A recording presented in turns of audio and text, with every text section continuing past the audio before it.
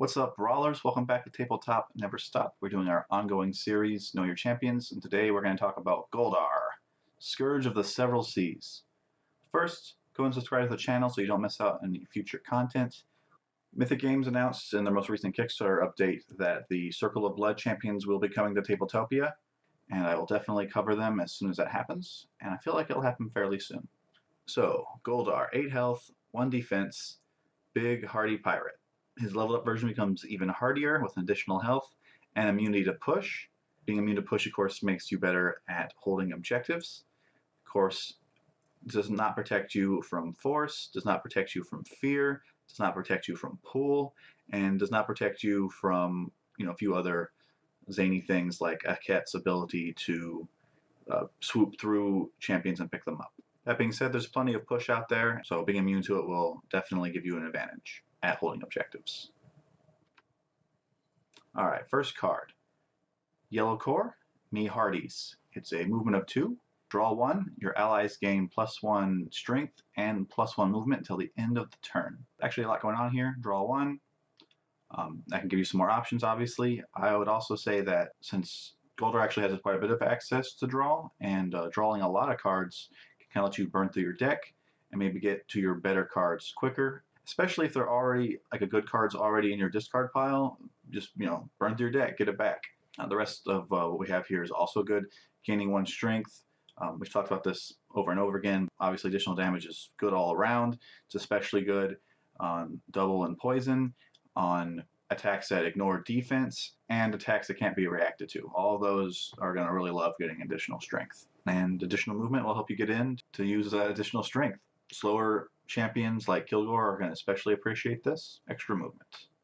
Harpoon Strike, red core, movement 2, range 2 to 3, straight line, and strength of 1. After the attack, pull 2. So strength of 1 attack, you're not going to do a whole lot of damage. The main thing you're looking for here is being able to pull people out of objectives. Because you can't use Harpoon Strike when you're adjacent to a target, the most you could ever do with it is 2 damage. 1, if you hit a 0 defense champion like Gwen, and then an additional 1 for the extra pull. Of course, if you use it to pull someone through a trap, then you might be able to do a lot more damage. Plundar, yellow core, movement of 2, and strength of 2. After the attack, draw 1 for each damage dealt. So this is our second Goldar card that allows us to access some draw. This is going to be most effective as far as drawing goes if you're attacking a target that has no defense. This attack could be boosted, giving you way more cards.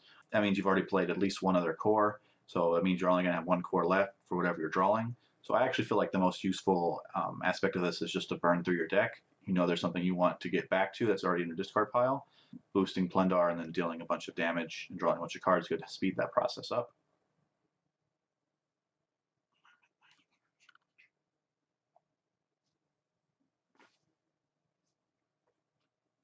For example, if you just played Gwen's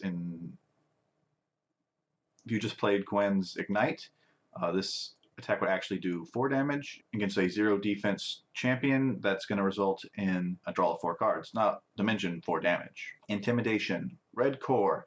This is Goldar's reaction. It gives you +1 defense, and after the attack, the attacker suffers Fear 2. Fear 2 basically says that the attacker must make a movement of 2 and must end up further away unit they attacked than they started. It's actually pretty good. It can totally force enemies out of areas that they're trying to control. They move in, like let's say they move into a zone that you're controlling so that you're not controlling it anymore. If they attack you, while they do that, you can play this card and potentially force them out of the zone, which means you'll be able to score when your turn comes back around. This is potentially a pretty good reaction. It falls into that category of reactions that can really help you score points, which I think is the best kind of reactions. Anchors away, blue core, movement of 2, strength of 1, and hits 3 hexes, and after the attack, push 1.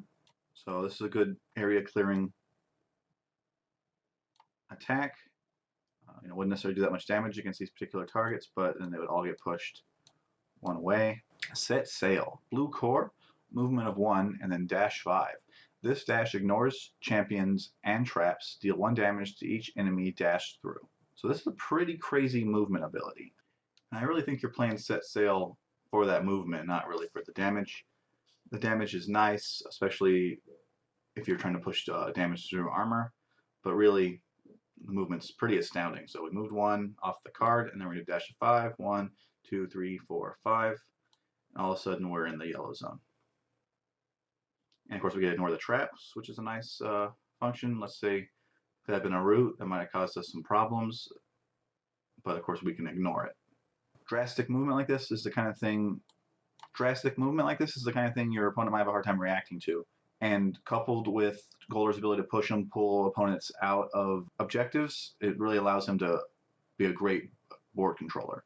So that's Goldar, another tanky objective holder. When you compare him to someone like Kilgore, he's a little bit more killable, but he's also more mobile. You know, Mihardy's and access to draw is really good. I also say that reaction fear is also the kind of thing you can get a lot of mileage out of. And that concludes today's Know Your Champions. Thank you so much for watching, and we'll see you soon.